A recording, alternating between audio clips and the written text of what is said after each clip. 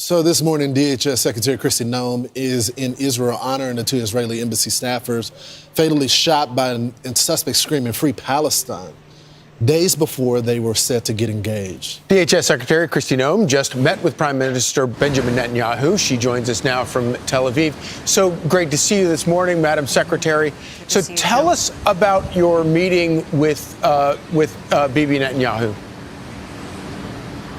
Well, I landed here in Israel late last night, went immediately to the Western Wall. As you know, this is a time of celebration in Israel.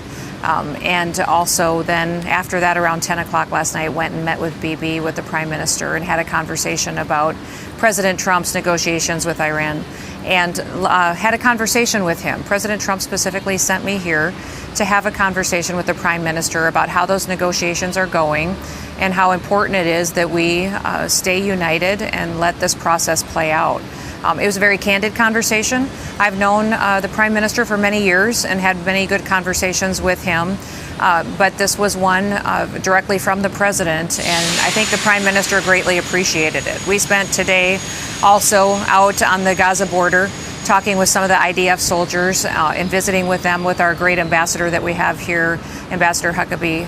And since it's Memorial Day, we also spent some time with our Coast Guard troops. We have many Coast Guard folks in the region that we've been able to visit and talk to them and thank them for their service. When you say that you had a candid conversation, what can you kind of lay out the outlines of what was candid?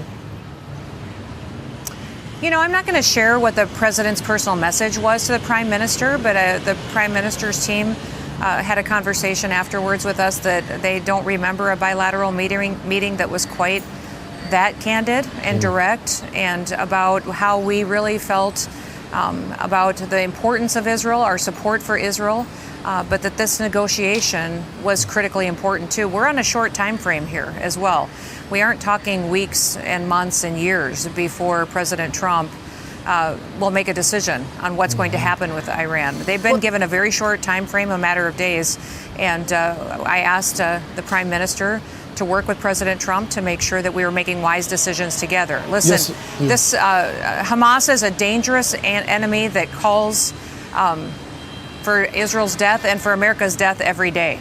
They have no place in this world. And when it comes to Hamas, they no longer should belong here. And the hatred that they've spewed on the Israeli people and the Jewish people is not acceptable to the Prime Minister or to President Trump. We need to always remember that. So that was the discussion there, and also giving us an opportunity to get out of this conflict that we have in Gaza is very important. Madam Secretary, I'm sorry, because I don't want to go into the private conversation, but there is an element of this that has been quite public. And the U.S. is negotiating this deal with Iran, trying to get to some resolution. But the Israelis have made it very clear that they feel like an attack from Iran, or at least them getting the materials for a nuclear weapon, is imminent. And they plan to attack if that is the case. So I don't want you to get into the specifics of the conversation as it relates to the president, the message that you had to deliver.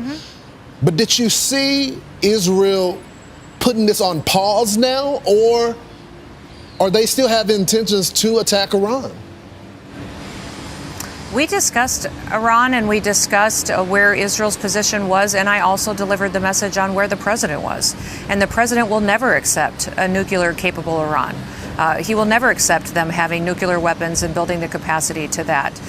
The intelligence information that they have and that Israel has and they share with the United States, and that we also have and are using for those conversations, is critically important. So I think the message to the American people is we have a president that wants peace, but also a president that will not tolerate nuclear Iran capability in the future. They will not be able to get a nuclear weapon, and this president will not allow it. But he also wants to be he wants this Prime Minister, Benjamin Netanyahu, to be on the same page with him. Well, what does Israel want?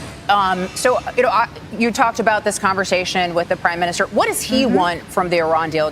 What did he tell you about what they would like to see accomplished in the deal? Well, we talked about the track record with Iran. You can't trust them. We've got 46 years of proof that you can't trust Iran. And Bibi doesn't trust them either. I don't blame him one bit. His people have been devastated by their horrific violence that they have perpetuated among their people. But he also needs America, and he knows he needs America, and he needs our president to be his ally and to work together. We are stronger when we are united, and that this is something we will deal with together. But this conversation needs to be honest, frank, and we need to go forward recognizing that Iran will never have the capability to produce nuclear weapons. Madam Secretary, real quick before I let you go, because there is this debate about the aid coming into Gaza. And I get it. And I think the Commander-in-Chief made it very clear. He heard from a lot of the folks in the Middle East, some of the kings that he was dealing with, the foreign leaders there, that they want the aid to come through. But there's also still the issue of Hamas taking the aid, and it's not getting directly to the people.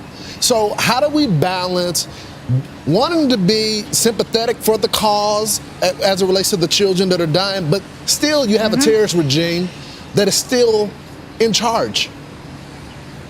Yeah, absolutely. It is that aid many times that is funding Hamas. So we need to trust. We talked about this specifically with Bibi last night. He knows how to get aid into that region to the people who need it without Hamas using it to fund their violence. He is bringing aid in. The people are being told to evacuate. He is dropping leaflets, letting civilians have the chance to leave before they level these areas that Hamas has infiltrated. But if people go in there and offer aid without the kind of intelligence that they are using, they will be fueling more violence. They will be fueling more death. Right. So this prime minister clearly understands how Hamas has used that aid to perpetuate their future. And we need to work with him to ensure that the aid is truly helping the people that need the help to get out of a dangerous situation. Well, Secretary Kristi Noem, we appreciate you joining us this morning from Tel Aviv. Safe travels. Absolutely. Appreciate it. Thank you. Absolutely. Thank you so much. I'm Steve Ducey. I'm Brian Kilmeade. And I'm Ainsley Earhart. And click here to subscribe to the Fox News YouTube page to catch our hottest interviews and most compelling analysis.